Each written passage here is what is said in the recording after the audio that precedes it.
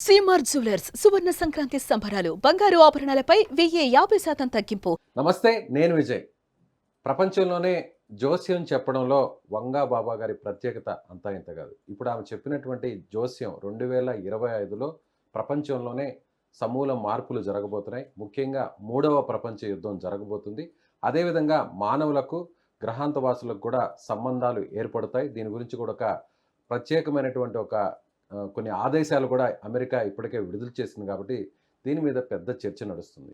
అదేవిధంగా మనుషులు కాకుండా మనసు మాట్లాడుకునేటువంటి అవకాశం ఉందని ఆమె చెప్తున్నారు. ఇది ఎంతవరకు కరెక్ట్? ఆమె చెప్పినటువంటి జోస్యం జరగబోతుందా?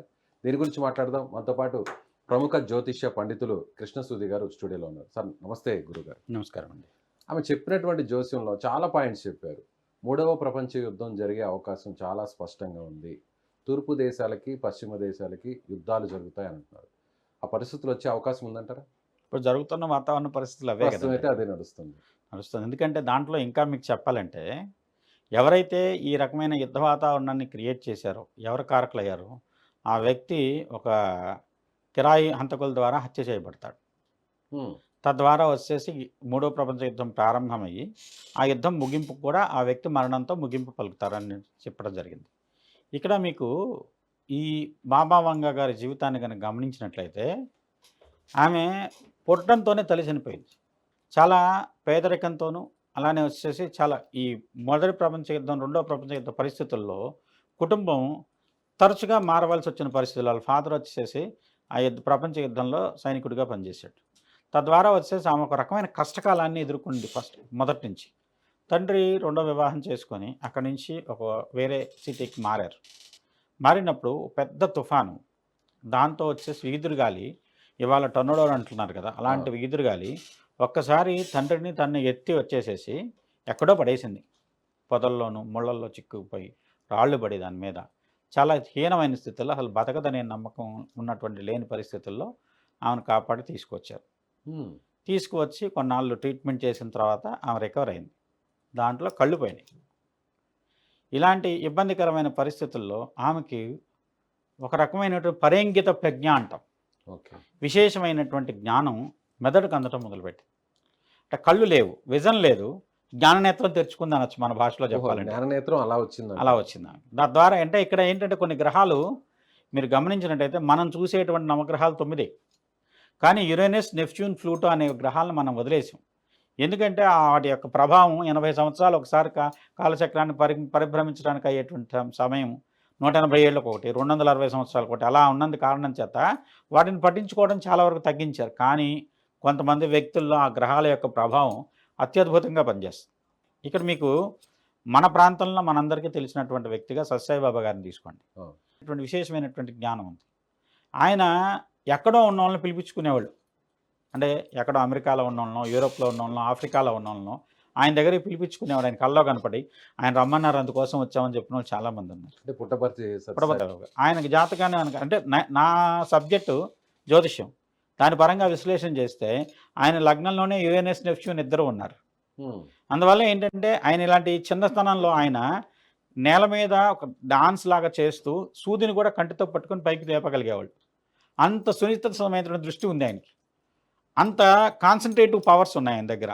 అలానే ఏంటంటే ఈమె బాధల్లోంచి ఒక ప్రత్యేకమైనటువంటి పరేంగిత ప్రజ్ఞ ద్వారా ఈ బాధలన్నిటికీ పరిష్కారం ఏమిటంటే కొన్ని బాధలు తెలిసినాయి, ప్రపంచ భవిష్యత్తు తెలిసిన దానికి ఏ సంవత్సరం ఏం జరుగుతుంది ఒక సిరీస్ ఆఫ్ ఇన్సిడెంట్స్గా ఆ విధంగా చెప్పగలిగేదా. అంటే ఆమె ఇప్పటి వరకు చెప్పినవన్నీ కూడా జరిగాయి గురుగారు? చాలా వరకు జరిగినాయి. ఇప్పుడు ఒకటండి, 100% ఎక్కడ ఎక్స్పెక్ట్ చేయొద్దు మీరు, ఎవరి వల్ల అది కాదు. ఎందుకంటే 100కి 100% ఫలితాలంటే ఇప్పుడు ముఖ్యమైన సంఘటనలు గుర్తించగలగడం కూడా గొప్ప అక్కడ. అందులో మీరు గమనిస్తే యూరోపియన్ కల్చర్లో ఒకప్పుడు నెస్ట్రోటమస్ ఉన్నాడు, అది ఫ్రెంచ్ రిలేటెడ్గా ఉండేటువంటి ఆస్ట్రాలజర్ ఆయన. అలానే కీరో, ఇవాళ ఎవరైనా పామిస్ట్రీ గురించి మాట్లాడితే ఫస్ట్ కీరో గురించే మాట్లాడతారు. ఆయనకు ఒక రకమైనటువంటి జ్ఞానం. అలానే వచ్చేసి మీకు రష్యన్ జార్స్ చక్రవర్తుల దగ్గర రస్పుతిన్ అని చెప్పి ఒక అతను ఆస్ట్రాలజర్ ఉండేవాడు. అతన్ని చంపి మొక్కలు చేసి దాంట్లో నదిలో పడేసినా మళ్ళీ మొక్కలను ఎత్తుక్కొని మళ్ళీ బతికొచ్చాడు. ఆ విధంగా చెప్తారు చరిత్రని. అంత విశేషమైనటువంటి చరిత్ర ఉన్నటువంటి, అంటే అక్కడ దేశానికి ఒక కాలంలో ఒక వ్యక్తి ఉన్నాడు. మొత్తం యూరోప్ మొత్తం ఆ వ్యక్తికి పేరు ప్రఖ్యాతలు కానివ్వండి, గౌరవ మర్యాదలు కానీ దక్కేవి. అలానే ఇప్పుడు మరి కనుక గమనిస్తే మన భారతదేశంలో మన తెలుగు రాష్ట్రంలో ఉన్నటువంటి ఇప్పుడు కర్నూలు జిల్లా దగ్గర కానివ్వండి, కడప జిల్లా ఇప్పుడు ఉన్న కడప జిల్లా కానివ్వండి, ఈ 2 జిల్లాలతో సంబంధం ఉన్నటువంటి వీరబ్రహ్మం గారి కథ ఏమిటి? అవును. ఆయన కాలజ్ఞానాన్ని కాలజ్ఞానాలు ముందే ఏంటి? చెప్పారు. ఫలానా చోట ఆయన చెప్పింది ఇది అవును. జరిగింది, ఫలానా చోట ఇది జరిగింది. అవన్నీ కూడా కరోనా జరిగాయి. గురించి వచ్చినప్పుడు కూడా ఆయన చెప్పినవే కరోనా వచ్చేసి జరుగుతున్నాయి కూడా చెప్పిన ఇంకా. విషవాయువు పుట్టేనయ్యా అని చెప్పారు. దాని ప్రకారం అదే కరోనా వచ్చిందని చెప్పేసి చెప్పారు. దీని ప్రకారం ఆయన చెప్పింది రైటే అని చెప్పేసి మాట్లాడుతున్నాం. ఇక్కడ ఏమైందంటే మనకి మన అవుట్లుక్ కానివ్వండి, మనం చూసేది కానీ యూరోపియన్ అవుట్లుక్ అయిపోయింది ఇండియన్స్ అందరిది కూడా. దాంతో ఏంటంటే ఇప్పుడు అమెరికా ఖండం కూడా యూరోప్ నుంచి వలసలే మొత్తం నిర్మించింది. అభివృద్ధి అంతా యూరోపియన్ నుంచి వాళ్ళ అవును. మూలాలు చూస్తే యూరోప్ నుంచే ఉన్నాయి. మనకేంటంటే మనకు ప్రాచీనమైన చరిత్ర ఉన్నా కూడా యూరోప్ వచ్చి మనం పరిపాలించిన తర్వాత బ్రిటిష్ వాళ్ళు బ్రిటిషర్స్ వచ్చిన వల్ల తర్వాత నుంచి వాళ్ళ మారింది. చరిత్ర కానీ ఏదైనా వాళ్ళ అవుట్లుక్లో చదువుకున్నాం.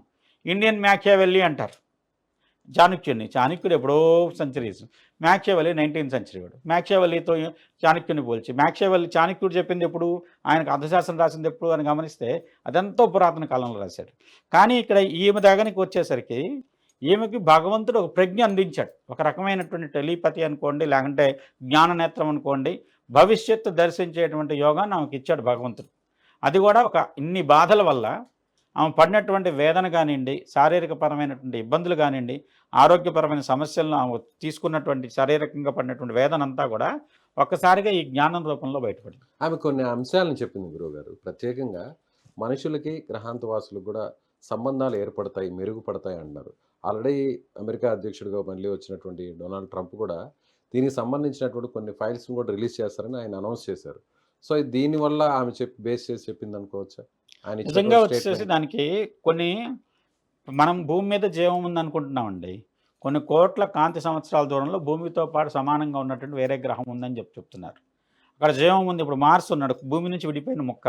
అక్కడ ఏదో శివాలయం లాంటిదో గణపతి లాంటి విగ్రహాలు కనపడుతున్నాయని చెప్పి మనకి చాలామంది అక్కడి నుంచి ఫొటోస్ వచ్చిన దాని ప్రకారం విశ్లేషణ చేస్తున్నారు. శాటిలైట్లు కూడా పంపించారు. దాని ప్రకారం విశ్లేషణ చేస్తున్నారు. ఇదంతా ఏంటంటే జ్ఞానం ముందుకు వెళ్తున్న కొద్దీ ఒకదానితో ఒకటి. ఇప్పుడు అంతకుముందు మనం ఒక దేశం వెళ్ళాలంటే, దేశాంతరం వెళ్ళాలంటే కొన్ని నెలలు పట్టేది. అవును. ఇవాళ పొద్దున్న లేస్తే ఓడల సాయంత్రానికి ఆ ద్వారా దేశంలో వెళ్ళేవాళ్ళు. ఉంటున్నాం. యూరోప్ లాంటి దానికి అనుకోండి ఒక 12 గంటల లోపే ట్రావెల్లో వెళ్తున్నాం. అమెరికా లాంటి దానికి అనుకోండి ఒక రోజు వ్యవధిలో వెళ్ళిపోగలుగుతున్నాం. ఎలన్ మస్క్ ఇప్పుడు చెప్తున్నారు కొన్ని నిమిషాల్లో వెళ్ళిపోయే విధంగా కూడా కొత్తగా తీసుకొస్తాను సూపర్ సోనిక్ ఇవన్నీ ఫ్లైట్స్ అని. జరుగుతున్న దాంట్లో ఎప్పుడైతే నాలెడ్జ్ పెరుగుతుందో కంటిన్యూస్గా కొన్ని వాళ్ళ నుంచి కొన్ని సంకేతాలు వస్తుంటాయి వేరే గ్రహాంతరవాసుల నుంచి. మన వాళ్ళు కూడా కొన్ని శబ్ద తరంగాలను పంపిస్తుంటారు విశ్వంలోకి. తద్వారా ఏదన్నా ఫ్రీక్వెన్సీ మ్యాచ్ అయిందనుకోండి లింక్ అనేది ఏర్పడుతుంటుంది. అయితే మీకు ఇక్కడ గమనించాల్సింది, ఇవి కొన్ని గ్రహాల యొక్క తీవ్రమైనటువంటి పరిస్థితులు ఒక రాశిలో సమ్మేళనం కానీ, కొన్ని గ్రహాల సమ్మేళనాలు కానీ మీరు గమనిస్తే ఈ సంవత్సరంలో జరిగిన మార్పులు ఏంటి 2024 సంవత్సరంలో అంటే, ఫ్లూటో ఒక రాశి నుంచి ఒక రాశికి మారాడు. రాబోయే దాంట్లో శని ఒక రాశి నుంచి ఇంకో రాశికి మారుతున్నాడు. అలానే రాహు వచ్చేసి 1.5 సంవత్సరం పాటు ఒక రాశి నుంచి మీనం నుంచి కుంభంలోకి వస్తున్నాడు. ఈ మార్పుల్లో ఒక రకమైనటువంటి మీనంలో ఉన్నటువంటి శని వల్ల కానివ్వండి, అలానే వచ్చేసి ఫ్లూటో యొక్క ట్రాన్సిట్ కుంభరాశిలో ఉన్నందువల్ల కుంభరాశి చాలా విశేషమైనటువంటి అంతర్గతమైనటువంటి జ్ఞానాన్ని, రహస్యమైనటువంటి జ్ఞానాన్ని అందిస్తుంది. తద్వారా వచ్చేసి ఒక రకమైనటువంటి పరిశోధనలు అత్యంత నిగూఢమైనటువంటి రహస్యాలు వెలికి తీసేటువంటి అవకాశం ఉంది. తద్వారా ఇవి జరగడానికి అవకాశం. అలానే యురేనస్ నెప్ట్యూన్ కూడా చాలా ప్రభావితం చూపెడతారు. సో దీనివల్ల విధ్వంసం కూడా జరిగే అవకాశం ఉంది, ఆ ప్రమాదం కూడా పొంచి ఉందని కూడా ఆమె చెప్పడం జరిగింది. ఇప్పుడు ఆమె చెప్పిన దాంట్లో ఆమె రీజన్స్ ఆమెకు ఉండొచ్చు కానండి. మనం ఇవాళ ఉన్నటువంటి గ్రహస్థితిని విశ్లేషణ చేసుకున్నట్లయితే ఒకే క్యాలెండర్ ఇయర్లో మన క్యాలెండర్ తెలుగు పంచాంగం అనుకోండి, లేకుంటే వచ్చేసి ఇంగ్లీష్ క్యాలెండర్ ఇయర్ అనుకోండి, పంచాంగం. ఒక సంవత్సరం వ్యవధి లోపల వరుసగా 4 లేదా 5 గ్రహణాలు జరిగితే ఆ సంవత్సరం ఇబ్బంది ఉంటుంది. 2024 జూన్ జూలై దగ్గర నుంచి మళ్ళీ రాబోయే జూన్ జూలై లోపల గ్రహణాలు వరుసగా జరిగినాయి. 2 గ్రహణాలు ప్రీవియస్గా జరిగినాయి సెప్టెంబర్ అక్టోబర్లో. రాబోయే మార్చిలో 2 గ్రహణాలు ఉన్నాయి. మార్చి 29 సూర్యగ్రహణం తర్వాత యురేషియాకి అమెరికా ఖండాలకు మధ్యలో ఉన్నటువంటి అట్లాంటిక్ ఓషన్ రిలేటెడ్గా చాలా ఇబ్బందికరమైన వాతావరణ పరిస్థితులు, జల ప్రమాదాలు, జలం ద్వారా వచ్చేటువంటి సునామీ లాంటివి కానివ్వండి, భూకంపాలు, సముద్ర మధ్యమంలో ఏర్పడటం వల్ల కలిగేటువంటి తీవ్రమైన అల్లల తాకిడి కానివ్వండి, ప్రకృతి వైపరీత్యాలు, జల సంబంధమైన వైపరీత్యాలు, సునామీ లాంటివి కానీ జరగడానికి అవకాశం ఉంది. తద్వారా సూర్యగ్రహణం కాబట్టి. తర్వాత ఇప్పుడు ఈ సూర్యగ్రహణం మొన్న జరిగిన సూర్యగ్రహణానికి ముందు మనమే మాట్లాడుకున్నాం వర్షాల గురించి, భూకంపాల గురించి. మనం హైదరాబాదు యాజ్ పర్ జియాలజిస్టుల ప్రకారం అత్యంత సురక్షితమైనటువంటి ప్రాంతం, అవును. సిస్మిక్ జోన్ కాదు. కాదు. కానీ హైదరాబాద్కి 200 కిలోమీటర్ల దూరంలోనే భూకంప కేంద్రంతో వచ్చి మనం చూసాం ఇక్కడ కూడా భూకంపం. ప్రకంపనలు చూసాం. హైదరాబాద్లో కూడా ప్రకంపనలు వచ్చినాయి. దానికి కారణం విశ్లేషిస్తే ఇప్పుడు మీకు బృహత్ సంహిత అనేటువంటి దాంట్లో వరాహమిహిరుడు స్పష్టంగా చెప్పాడు, గ్రహణాలు రావడానికి ముందు ఈ పరిస్థితులు ఏర్పడతాయి. ఆ పరిస్థితుల ప్రకారం ఎక్కడైతే గ్రహణానికి మనకు భూకంపానికి కేంద్రం ఏదైతే ఉందో దాని దగ్గరే కొన్ని వేల చెట్లు ఒక్కసారిగా విడుచుకుపడి పడిపోయిన వేళ్లతో సాపెకలించుకొని దానికి 5 కిలోమీటర్ల లోపే భూకంప ములుగు కేంద్రం జిల్లాలోనే ఇదంతా జరిగింది.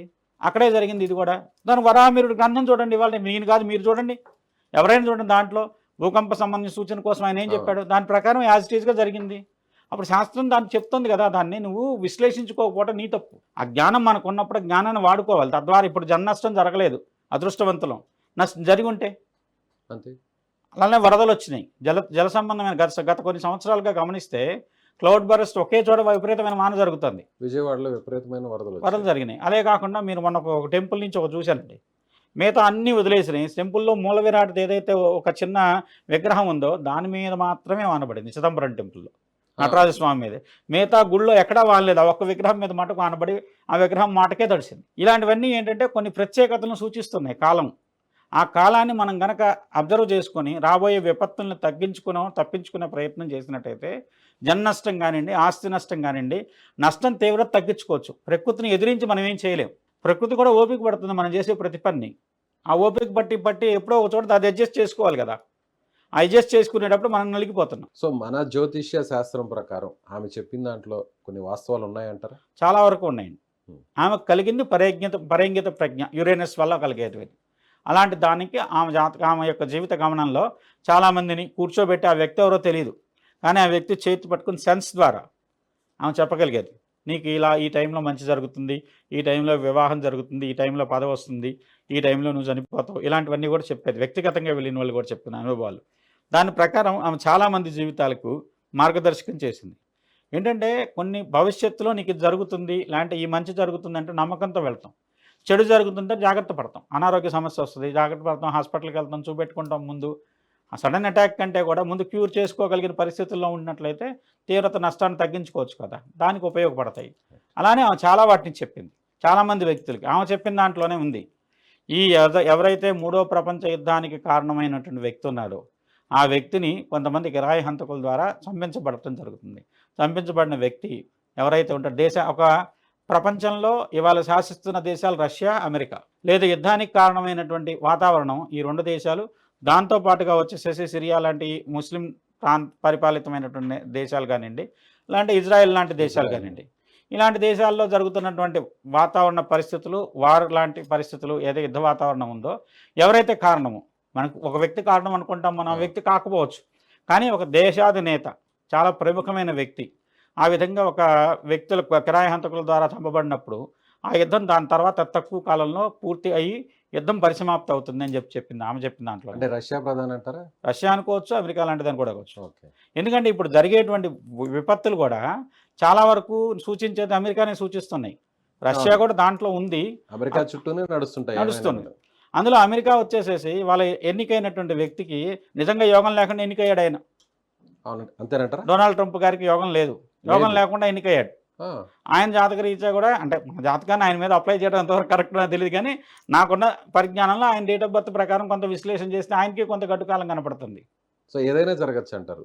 ఏదైనా జరుగుతుంది, లేదంటే అమెరికా కొంత నష్టపోతుంది. రాబోయేటువంటి తుఫాన్లు అమెరికా ప్రాంతాన్ని ఎక్కువగా నష్టపరిచే అవకాశం ఉంది. జరిగే యుద్ధంలో మాకు ఎదురు లేదన్న అమెరికాకి ఎదురు దెబ్బలు తగులుతున్నాయి. తద్వారా వచ్చే అమెరికా కొన్ని పాఠాలు నేర్చుకోబోతోంది. చూద్దాం గురుగారు, మీరు చెప్పింది ఎంతవరకు మరి నిజమవుతుందో, అలాగే బాబా వంగా గారు చెప్పిన మాట కూడా ఎంతవరకు నడుస్తుందో చూద్దాం. ధన్యవాదాలు.